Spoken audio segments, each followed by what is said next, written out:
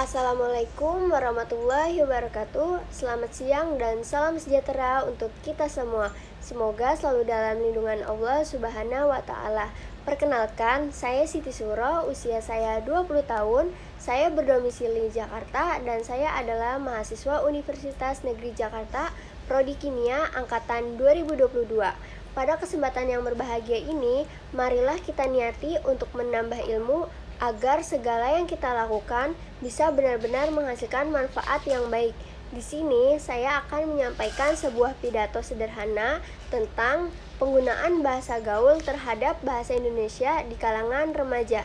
Sebelum ke topik pembahasan, saya ingin memberi informasi kepada kalian bahwa bahasa Indonesia sebagai bahasa nasional yang berfungsi sebagai alat komunikasi yang mempunyai peran sebagai penyampaian informasi. Tidak semua warga negara Indonesia mengerti apa makna dari bahasa Indonesia yang baik dan benar. Sesungguhnya belum tentu bahasa Indonesia yang benar itu baik dan bahasa yang baik itu benar. Bahasa Indonesia yang baik adalah bahasa yang sesuai dengan situasi dan kondisi serta efektif dalam penyampaian maksud kepada lawan bicara. Sedangkan bahasa Indonesia yang benar adalah bahasa Indonesia yang sesuai dengan kaidah bahasa baku atau sudah sebagai sebuah keharusan mengenai kemampuan dalam penggunaan bahasa Indonesia yang baik dan benar. Sebagai warga negara Indonesia, seharusnya mampu menggunakan bahasa Indonesia yang baik dan benar tanpa memandang dari generasi apa orang tersebut. Sekarang kita masuk ke dalam pengertian bahasa gaul.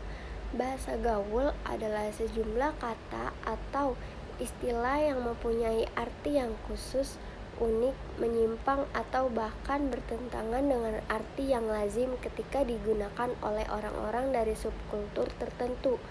Selain bahasa gaul, dahulu masyarakat populer dengan bahasa prokem. Bahasa prokem biasa juga disebut sebagai bahasa sandi, yaitu bahasa yang dipakai dan digemari oleh kalangan remaja tertentu. Nah, bahasa gaul juga merupakan salah satu cabang bahasa dari bahasa Indonesia. Bahasa gaul umumnya mulai muncul di kalangan masyarakat pada tahun 1980-an. Bahasa gaul lebih dikenal dengan bahasa prokem karena bahasa prokem saat itu digunakan oleh kalangan pergaulan preman. Penggunaan bahasa prokem ini dapat dikatakan sebagai kode yang digunakan oleh kelompok tertentu. Dapat dikatakan sebagai kode karena makna dari bahasa prokem setiap kelompok dapat berbeda-beda makna dari bahasa tersebut dan hanya diketahui oleh anggota kelompok tersebut saja. Pada awalnya, penggunaan bahasa prokem ini bertujuan untuk merahasiakan isi obrolan dari kelompok tertentu. Dan subkultur ini yang mengembangkan sistem komunikasi sendiri demi meningkatkan efisiensi. Mereka juga membentuk budaya sendiri sesuai dengan nilai, norma, dan cara berpikirnya. Saat ini penggunaan bahasa Indonesia yang baik dan benar dalam kehidupan sehari-hari sudah mulai bergeser digantikan oleh bahasa gaul. Sekarang kita masuk ke dalam topik pembahasan. Di Indonesia saat ini banyak yang menggunakan bahasa gaul dalam bahasa sehari-hari. Banyaknya penggunaan bahasa gaul dalam bahasa sehari-hari tidaklah menghilangkan penggunaan bahasa Indonesia, melainkan makna dan penggunaan bahasa Indonesia yang baik, sopan, dan santun dalam kehidupan sehari-hari menjadi pudar. Saat ini banyak di kalangan remaja yang menggunakan bahasa gaul dalam bahasa sehari-hari mereka.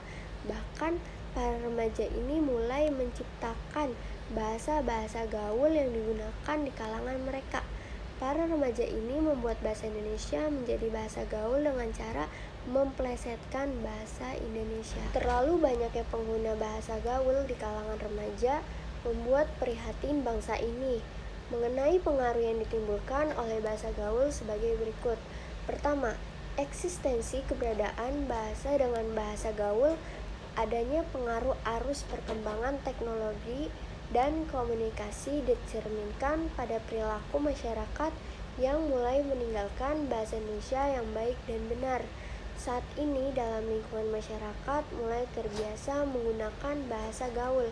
Dalam kondisi seperti ini sangat perlu untuk memberikan pembinaan dan pemupukan mengenai bahasa Indonesia sejak dini kepada generasi muda agar mereka tidak ikut menggunakan bahasa gaul. Yang kedua, menurunnya derajat bahasa Indonesia karena dampak bahasa gaul. Bahasa gaul begitu mudah untuk digunakan berkomunikasi dan hanya orang tertentu saja yang mengerti arti dari bahasa gaul.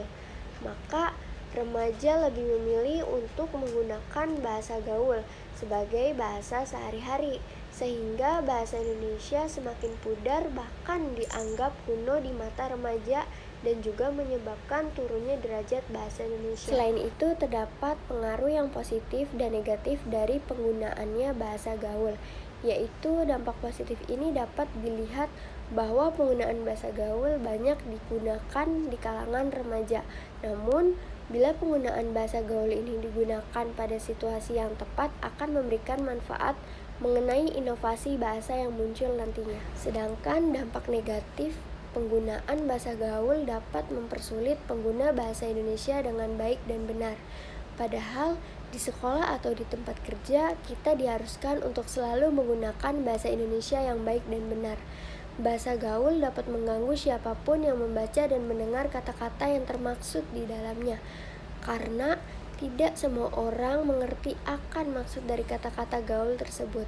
Terlebih lagi dalam bentuk tulisan sangat memusingkan dan memerlukan waktu yang lebih banyak untuk memahaminya. Bahasa gaul dapat mempersulit penggunanya dalam berkomunikasi dengan orang lain dalam acara yang formal. Solusi yang dapat diberikan yaitu dengan menanamkan kecintaan dalam diri mereka terhadap bangsa Indonesia, terutama dalam penggunaan bahasa Indonesia. Demikianlah pidato yang saya sampaikan, semoga bermanfaat bagi kita semua. Mohon maaf jika banyak kekurangan dan kesalahan tutur kata. Mari kita sama-sama cintai negaramu, cintai bahasamu, cintai Indonesia, cintai juga bahasanya. Sekian, terima kasih dari saya. Wassalamualaikum warahmatullahi wabarakatuh.